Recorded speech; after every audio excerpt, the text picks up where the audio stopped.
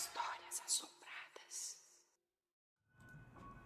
A Edith perseguidora. E esse barulho de impressora imprimindo aqui perto? Tá bom, mas tá bom, muito bom. Olá, Ana, Matheus, assombrados, é uma moça que nos conta, tá? Vim por meio deste contar um relato que me atormentou desde a infância até a vida adulta. Todos os nomes estão trocados, caso leia, faça-o tranquilamente. Obrigada. Me chamo Clara, que é nome fictício, tá? Sou de uma cidadezinha no litoral do Rio Grande do Sul, chamada Rio Grande. Nasci e cresci por lá.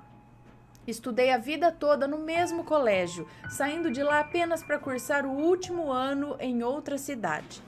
O colégio em que cresci tinha grande renome na cidade. Era o melhor dentre todos os particulares, se tornando a primeira opção para filhos de pequenos empresários locais, empreendedores e políticos. A minha família nunca teve dinheiro para esbanjar, mas conseguíamos viver confortavelmente. Meus pais se apertavam um pouquinho, mas conseguiam pagar um bom colégio na época. Sendo assim, entrei nessa escola para cursar o pré. Na época, a minha classe tinha apenas 7 alunos, sendo 4 meninos e 3 meninas. Uma turma um tanto unida. Por ter pouquíssimos colegas, nós gostávamos de brincar todos juntos. Atualmente ainda mantemos alguns contatos da infância, mas olhando para trás, vemos que éramos mesmo amigos por conveniência. Gostávamos de brincar sem ver cara e muito menos coração. Em relação ao colégio, embora fosse o melhor da cidade, em 5 ou 6 anos não temos muita... Em relação ao colégio, embora fosse o melhor da cidade, com 5 ou 6 anos não temos muita matéria, e sim o básico, como caligrafia, matemática e boas maneiras. Dessa forma, os pais que podiam levar os seus filhos para viajar em pleno ano letivo o faziam sem pensar 2 vezes, o que não era muito diferente com a família da Edith. Edith era uma das 2 amigas que eu tinha na escola. Era menina cujos pais tinham diversos mercados e açougues ao redor do estado. Com a família nordestina e muito bem estruturada. Meu pai tem um hotel na cidade e o administra com gosto. Devido a isso, cresci rodeada de todo tipo de gente, sendo educada para tratar todos da mesma maneira e sempre de forma cordial. No entanto, Edith parecia ser criada de forma bem diferente.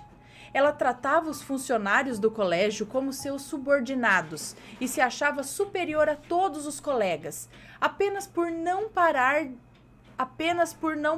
devido às viagens que fazia. A vida era boa, até Edith parar de viajar e começar a frequentar a escola com mais frequência. Com o mês de agosto chegando, Edith estava para fazer aniversário e com certeza não perderia a oportunidade de exibir a maior e mais bonita casa do bairro. Recebemos o convite e não foi preciso dizer que todos ficaram ansiosos e curiosos para ir comer e brincar naquele dia. Alguns dias após o convite ter sido feito, um novo coleguinha entrou na nossa classe, um carioca que gostava de guitarra e de surfar. Bem, o tipo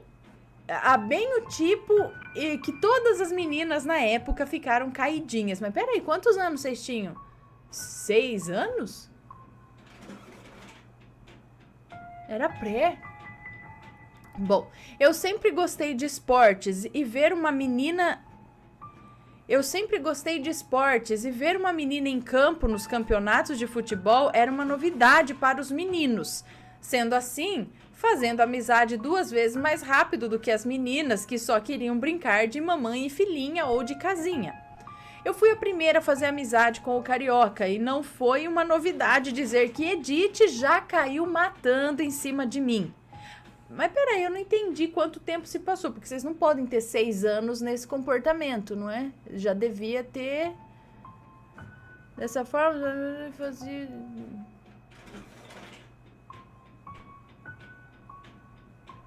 Eu não vi, não sei se passou o tempo, com quantos anos estavam, enfim.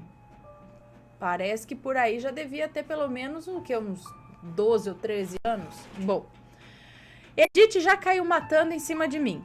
Acostumada a ser sempre o alvo das atenções, Edith já foi logo disputando a atenção do rapazinho e, sem perder tempo, já o convidou para o seu aniversário que estava se aproximando.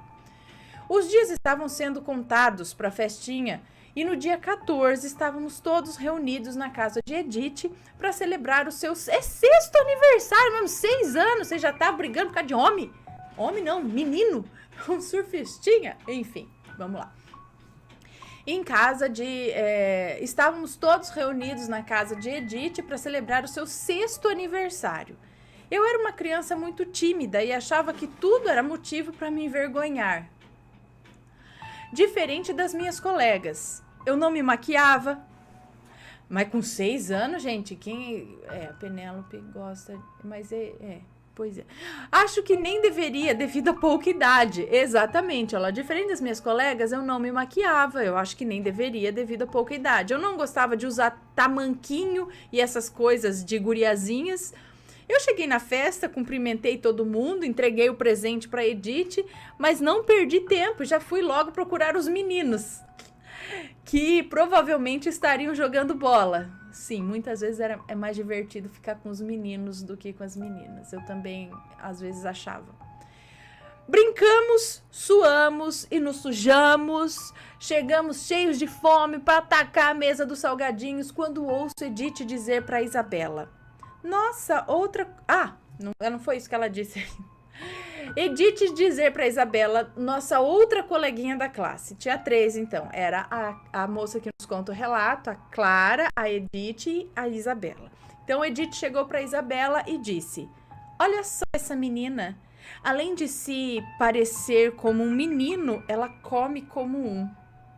Ana, eu já era tímida. E após ouvir isso, eu fiquei tão chateada e entristecida de uma forma que me abateu de um jeito. Eu não comi depois daquilo e não quis ver a cara da Bebela e da Edith até o final da festa. Depois de um tempo eu esqueci e voltei a brincar com os meninos, que a essa altura já estavam brincando de esconde-esconde.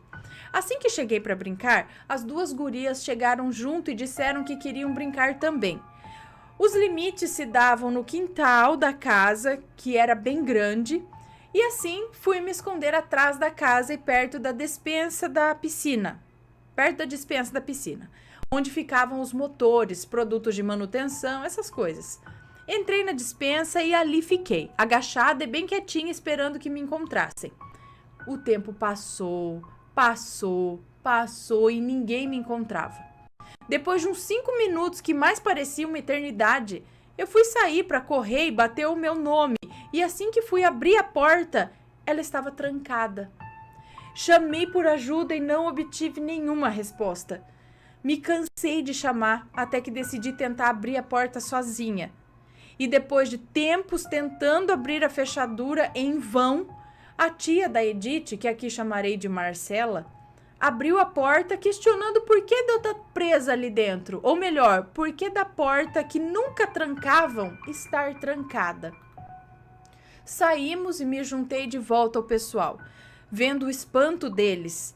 Um de meus amigos me questionou o que eu fazia ali. Segundo eles, Edith disse que eu havia ido embora mais cedo da festa e não quis me despedir dos meus coleguinhas. A essa altura, eu já estava muito chateada. Eu via a situação toda acontecer e eu, sempre muito passiva, deixava que me fizessem de gato e sapato. Resolvi ouvir o que Edith dissera e realmente eu fui embora mais cedo. Perguntei para os pais da Edith se eu poderia usar o telefone e os mesmos se recusaram a ligar para minha mãe. Disseram que já iam cantar parabéns e que eu não deveria sair tão cedo. Chateada, eu sentei em uma mesa e ali fiquei sozinha, sem comer, sem beber, sem brincar. Vendo a minha chateação, a Marcela resolveu perguntar o que havia acontecido comigo e se ela deveria se preocupar. Tentei mais uma vez e com muito esforço. Marcela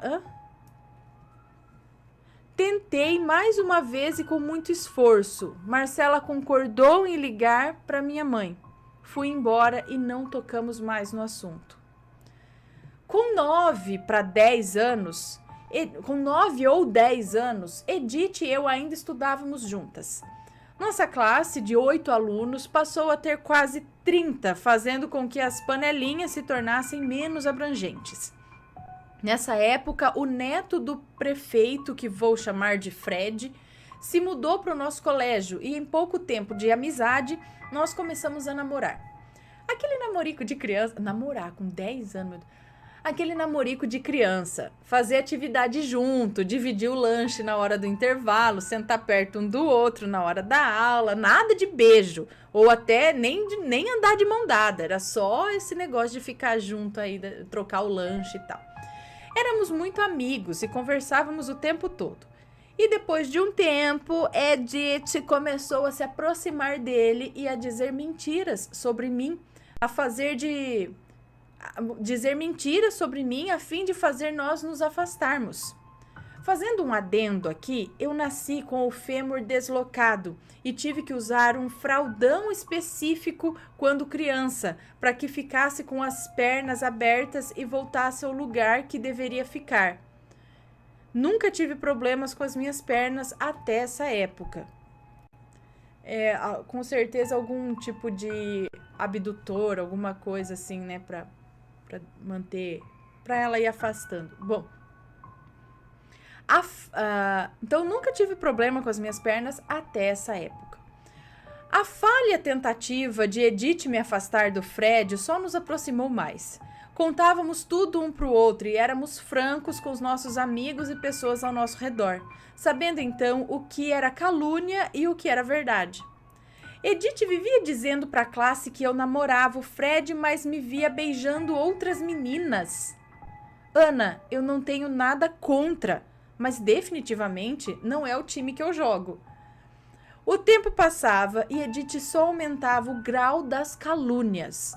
Nunca liguei, pois nunca tive culhão para retrucar ou dizer algo a respeito. No entanto, meus amigos mais próximos sabiam que era verdade e me defendiam, enquanto eu não tinha coragem de fazer isso por mim mesma.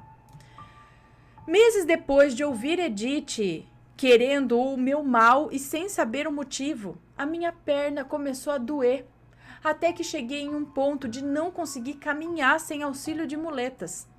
Eu não pegava peso e não fazia esforço que pudesse interferir na cartilagem ou no meu fêmur. Eu tive que gastar muito dinheiro dos meus pais com exames e a preocupação deles não os deixavam dormir. Eu mal conseguia andar sem auxílio e não conseguia dobrar a minha perna sem o meu fêmur se deslocar. O ortopedista que me atendia desde criança disse que não fazia sentido eu não estar conseguindo... Epa, aconteceu alguma coisa aqui.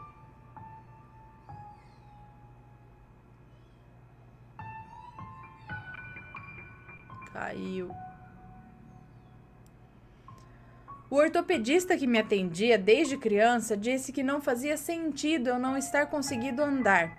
A minha cartilagem não estava gasta e o meu osso só voltaria ao lugar com cirurgias muito invasivas.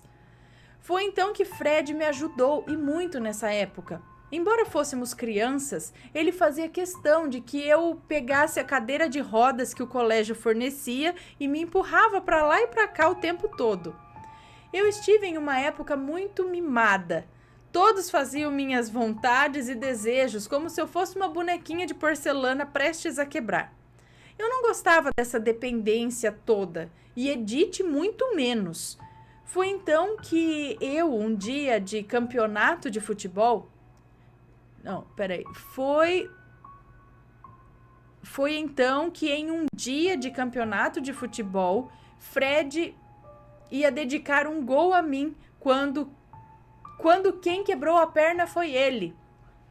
Depois de toda a preocupação, todos tiravam sarro. Éramos o casal que revezavam até a perna para se machucar. Ficamos muito próximos e mais amigos do que nunca. Tudo que a Edith não queria ver acontecer. Depois de meses sem uma explicação para minha perna machucada, a minha avó paterna, espírita kardecista, decidiu me levar no centro que frequentava. Chegando lá, me disseram que haviam feito um trabalho para minha família se desestruturar, começando por mim. Os meus pais, morrendo de preocupação comigo, mal tinham tempo para minha irmã mais velha, que acabava se ressentindo e se sentindo menos importante. Também não tinham tempo um para o outro, e assim o casamento ia se desgastando aos poucos. Me liberaram e disseram que a partir dali a minha avó poderia resolver. Me liberaram e disseram que a partir dali a minha avó poderia resolver. Chegamos em casa e conversamos seriamente com os meus pais. Minha mãe, protestante, quis me levar à igreja e fizeram várias orações por nossa família e principalmente por mim. Poucos dias depois de sabermos disso, a dor na perna passou e eu consegui andar normalmente e mexia minha perna como se fosse uma super corredora treinada. Os anos se passaram e eu já estava com 15 anos, cursando o primeiro colegial na mesma escola e com os mesmos colegas. Confesso que foi um ano ruim, nada produtivo academicamente. Eu mais faltava às aulas do que ia, e quando ia, sempre dava um jeito de ir embora mais cedo. As sextas eram os meus dias preferidos. Eu nunca ia. As aulas eram totalmente dispensáveis, pelo menos era o que eu pensava. As aulas eram de sociologia, filosofia, educação física e desenho geométrico. Uma sequência perfeita para o desinteresse de quem quer uma desculpa para faltar. Com isso, passei quase 2 meses sem frequentar as aulas de sexta, coincidindo com os 2 meses que um estagiário acompanhava o meu professor. No segundo colegial, já com 16 anos, o estagiário do ano anterior tinha sido contratado como educador físico infantil, pegando as aulas das crianças de 5 a 10 anos. Jovem e recém-formado, o tal professor era uma gracinha e chamava a atenção de todas as meninas do colégio. Eu não o conhecia devido ao meu alto índice de faltas no ano anterior, o conhecendo apenas no meu segundo ano no colegial. O nome dele era Júnior, nomes fictícios, ok? O nome dele era Júnior. Eu tive um professor de educação física, Júnior. O nome dele era Júnior e era a sensação de todos os alunos do colégio. Passei a ter maior contato com o Júnior quando comecei a passar o intervalo no parque do colégio. Ele era responsável pelas crianças que brincavam em tempo integral e eu apenas estava no meu horário de lanche. Com idas e vindas de amigos durante os anos que passei naquela escola, no meu penúltimo ano antes da formatura, grande parte trocou de escola e ficamos novamente eu, Bebela, Edith e agora com uma nova colega, Juliana. A Juliana era muito amiga do Júnior, pois ele era amigo do seu irmão. Eram tão próximos que acabávamos passando os intervalos com ele, só jogando conversa fora. Já para acabar o ano, Júnior comentou sobre o churrasco que teria na casa de Juliana e Edith foi logo dizendo: "Isso que é amiga, hein? Faz um churrasco e não convida ninguém." Ju ficou totalmente sem graça. Era de uma família muito simples e sentia a todo momento Edith julgando, é isso? Te julgar. Meio sem graça, ela respondeu: "Ai, desculpa, Edith, é que estaremos comemorando o aniversário do meu irmão e ele já tá chamando muitas pessoas e não sabemos se as carnes vai dar para todo mundo." Júnior, não perdendo a oportunidade, não querendo que a Juliana continuasse sem graça, disse: "Ah, se vocês quiserem ir, eu ajudo a comprar mais carnes. Eu já ia ajudar com algumas linguiças e pãezinhos e tenho certeza que vocês não se incomodariam em levar um refrigerante ou um suco que fossem beber." O climão passou, mas mesmo assim a Ju continuava incomodada com algo. Dias se passaram e no dia do churrasco Edith me ligou. Perguntou se eu estava pronta e a que horas eu ia para a casa da nossa amiga. Me despedi de Edith e liguei na hora para Juliana. Comentei o que havia acontecido e disse que se ela não quisesse um inconveniente em sua porta, era bom ligar para Edith antes que ela fizesse um escarcéu.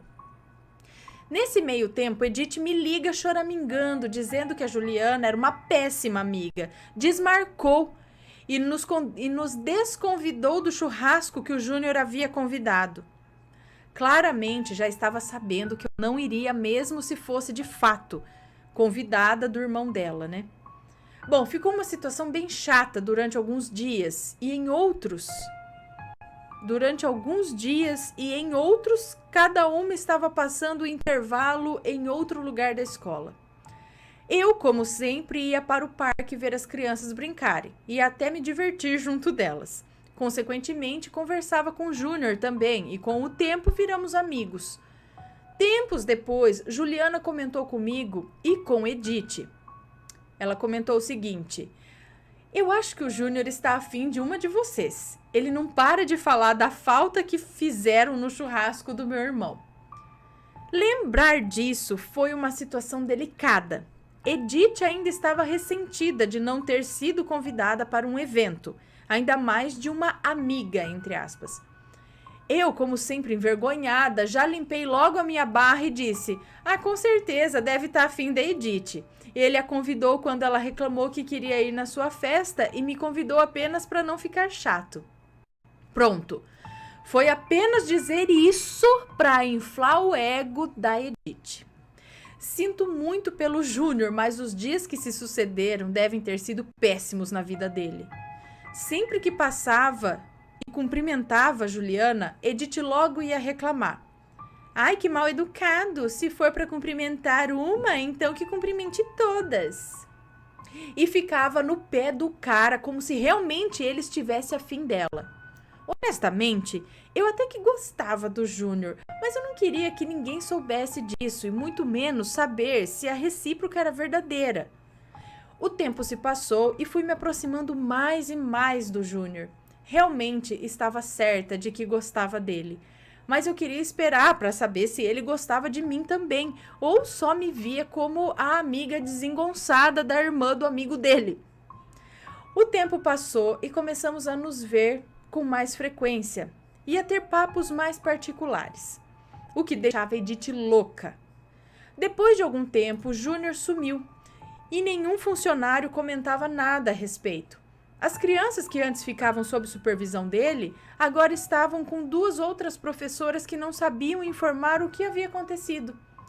Em um dia em que eu fiquei muito mal, nada parava no meu estômago e a falta de ar estava tomando conta, eu precisei ir ao hospital e me deparei com a última pessoa que eu esperava encontrar lá, o Júnior.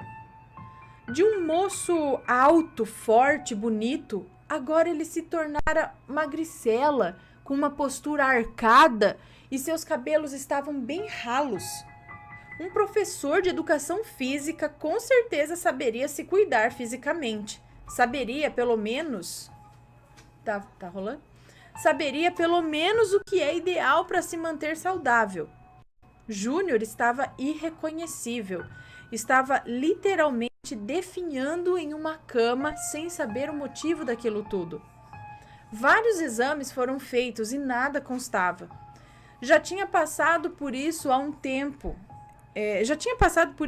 atrás e me lembrei da mesma situação a qual passei e não tive respostas médicas.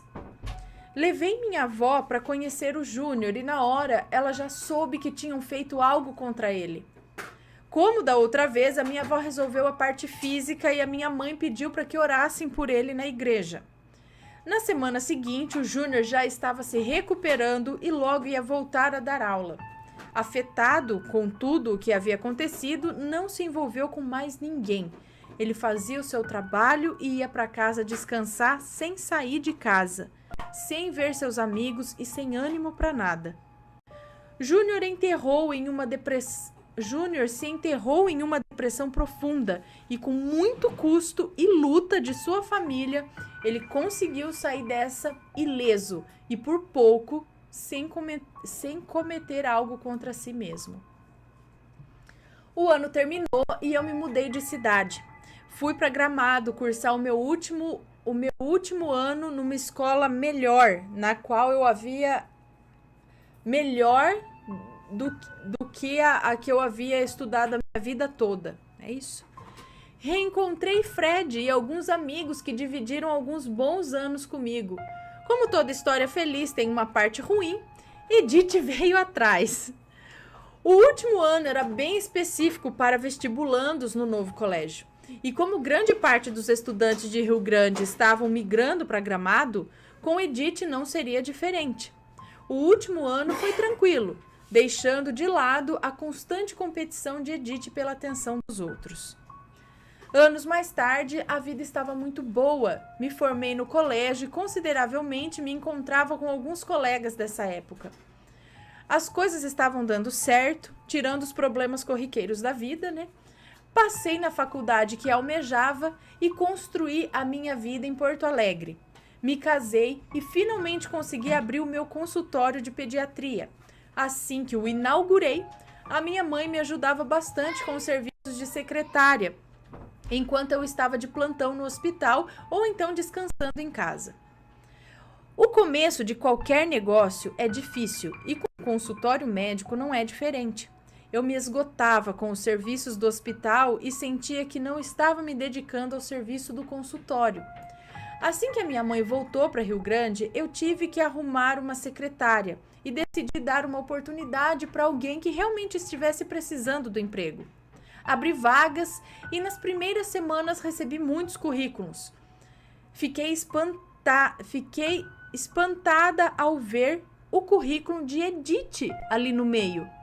Uma garota mimada que sempre teve tudo nas mãos, dizia que viveria da herança do pai e faria medicina por hobby. Agora estava entregando currículos para ser atendente.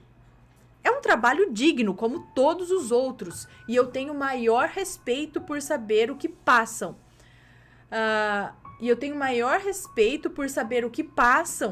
Minha mãe que o diga. No entanto, Edith sempre disse que essas pessoas só servem para servir os outros e sempre fazia pouco caso. Decidi contratar uma mocinha jovem que me auxilia até hoje no consultório, a primeira e única secretária, e decidi dispensar as outras que já pareciam ter grandes carreiras e maiores oportunidades por serem mais qualificadas.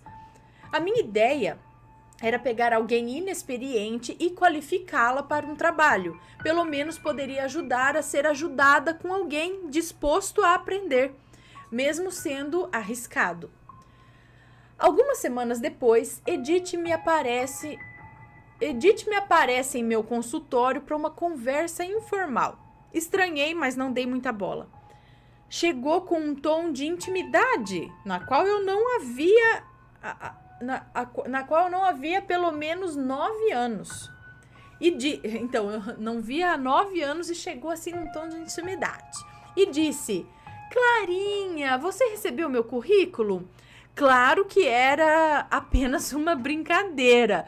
Você viu o quão qualificada eu sou para a área. Poderia até ser a sua chefe. E aquilo foi me tirando do sério. Não por mim, mas sim por fazer a minha mais recente colega de trabalho ter que ouvir as baboseiras que ela dizia. Enfim, depois de muita bobeira para dizer, Edith foi logo contando a novidade. Estava abrindo seu consultório no final da rua e não queria que eu ficasse ressentida quando os meus pacientes fossem correndo para o consultório dela. Relevei e ela apenas deu um sorriso amarelo. Saiu andando da mesma forma que entrou, sem ser convidada. Meses se passaram e finalmente uma notícia que mudaria a vida do meu marido e a minha tinha chegado. Melhor dizendo, um presente estava chegando. Eu estava grávida. Sim, Ana, grávida e feliz em todos os aspectos da minha vida. Meu marido estava em um bom emprego. Meus pais estavam curtindo os bons momentos com o primeiro neto, meu sobrinho. Minhas avós estavam felizes da vida sabendo que teriam outro bisneto. Eu estava indo bem com as consultas e já não fazia tantos plantões no hospital. A minha secretária tinha se tornado uma das minhas melhores amigas e eu estava mais preparada e ansiosa do que tudo para começar essa nova etapa das nossas vidas. Edith, quando soube, foi voando no meu escritório me parabenizar e parabenizar a minha princesinha que ainda teria tempo para nascer. nos presenteou com um sapatinho amarelo de crochê e disse que era feito sob medida para nossa futura menininha. Na hora, isso não me assustou. Havia liberado minha secretária mais cedo naquele dia e fiquei até mais tarde para organizar algumas coisas que precisavam ser feitas no consultório. Cheguei em casa tarde da noite e meu marido estava dormindo na sala. De certo, adormeceu assistindo algum filme e ali ficou. Ele estava em um sono tão bom que eu decidi não acordar. O ajeitei ali no sofá mesmo, corri para pegar uma colchinha e o cobri para que não passasse frio durante a madrugada gélida de Poá. Subi para tomar um banho e me recolher. Deixei a bolsa na cama com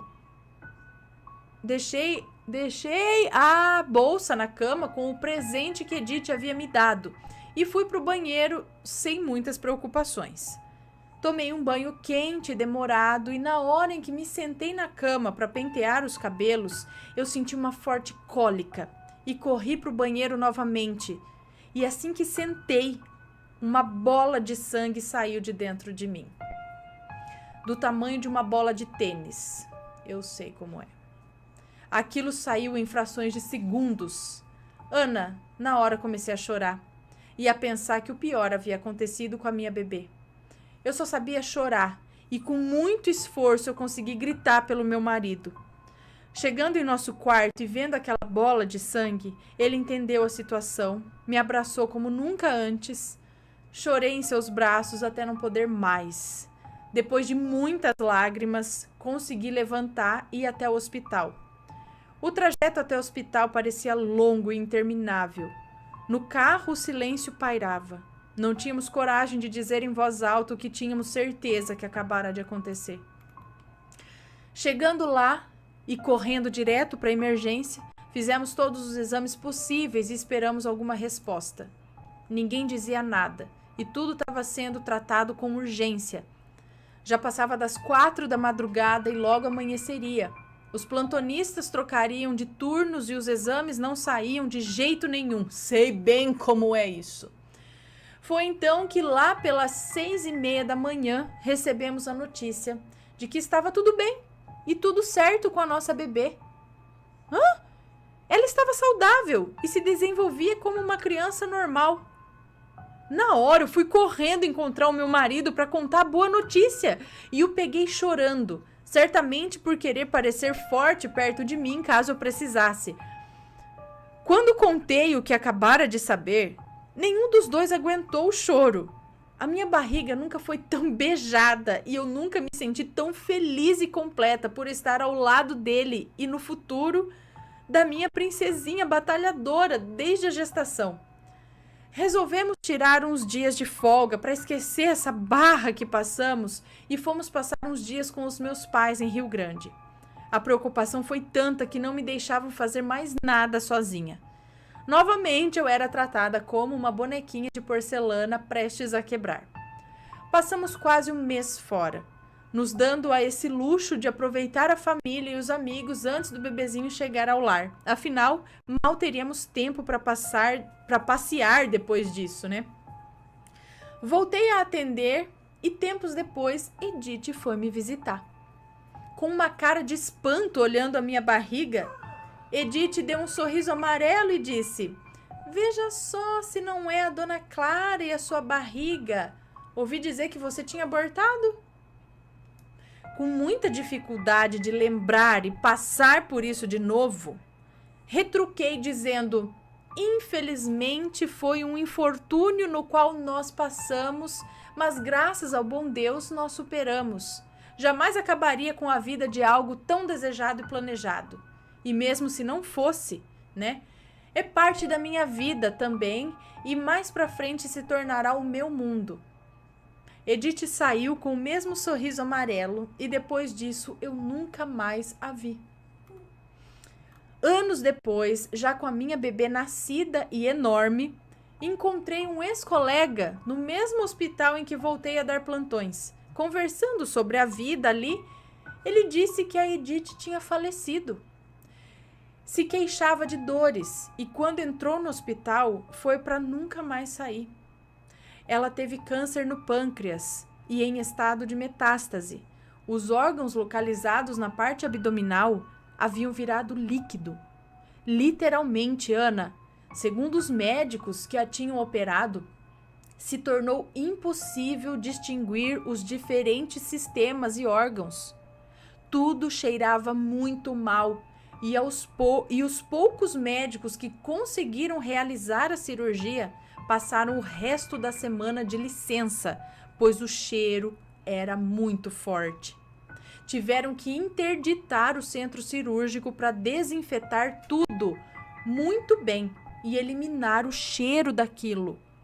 Chegando em casa, no Rio Grande, e conversando com a senhora médium que frequentava o centro da minha avó, a mesma que me diagnosticou quando criança e ao meu amigo Júnior também, ela disse que a família de Edith começou com um trabalho contra a minha família e a própria Edith passou a vida se empenhando em fazer trabalhos, muitos deles para mim.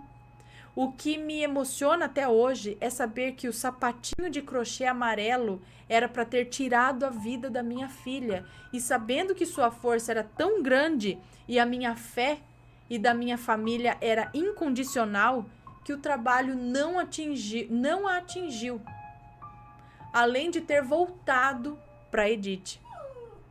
A senhora ainda disse que o maior perigo de quem mexe com coisas ruins era tentar algo contra uma criança, alguém com uma pureza e inocência que não se compara. Ao mesmo tempo em que me questiono por querer saber o que fiz de errado para Edith, eu definitivamente não quero saber a resposta. Me entristece saber que alguém com quem eu cresci e muitas vezes dividi a minha vida queria o meu mal. O mais importante é que depois que Edith saiu do meu consultório naquele dia, a minha vida nunca mais foi a mesma. Uma sensação de paz e de progresso invadiu a nossa casa e as nossas vidas. Uma sensação de que, depois de muitos anos, a nossa vida voltaria a caminhar para frente. Bem, Ana, é apenas o relato da minha vida. Sei que ficou grande, mas espero que as pessoas possam aprender com isso. Não devemos mexer com o desconhecido, não devemos perder a calma, seja lá qual for a situação, e manter a fé inabalável sempre. Seja lá no que você acredita e que te contagia com o bem. Gosto muito do canal e acompanho desde o sobrenatural.org. Um beijo para todos da família, Ana Matheus Pei, para o pequeno Vitório. Muito obrigada, um beijo para você. Gente, a moça era ruim desde criança. Mas isso foi passado, né? Isso foi passado de pai para filho. Os pais já não deram aquela educação muito boa para a criança, né? Que achava que os outros eram serviçais dela, o que deveriam ter, não é? Porque... E aí os pais começaram a fazer trabalho para a família por conta de inveja. Então a criança cresce vendo isso, aprendeu nesse meio e no fim quem se ferra mais ainda é a própria pessoa que faz e que procura isso. E ter coragem de fazer isso para um bebê. Aí, ó. Morreu podre. Enfim. Quando a gente fala que uma pessoa é podre por dentro, literalmente pode ser. E eu lá andando em São Paulo, vendo lá nos posts. Não é disso, mas é que eu lembrei. No post, tava lá. Faça... Como que é? Faça amarração 100% garantida. Tá lá o telefone, pague depois que der certo. Eu vi uns 3 papelzinhos nos posts de amarração. Amarração certa e não sei o que. Eu só pensava, vai dar merda, vai chegar relato pra mim depois disso. Quase que eu colei um papelzinho embaixo. Depois da amarração, mande relato para relatos@sobrado.com.br, porque isso vai dar merda, não é? Vou começar a colar embaixo, ó. Após isso, me mande um relato. E aí? Tá gostando dos relatos? Então o que você acha de deixar um like aí no vídeo, hein? Gosta dos relatos? Deixa o seu like, mesmo que seja nos cortes.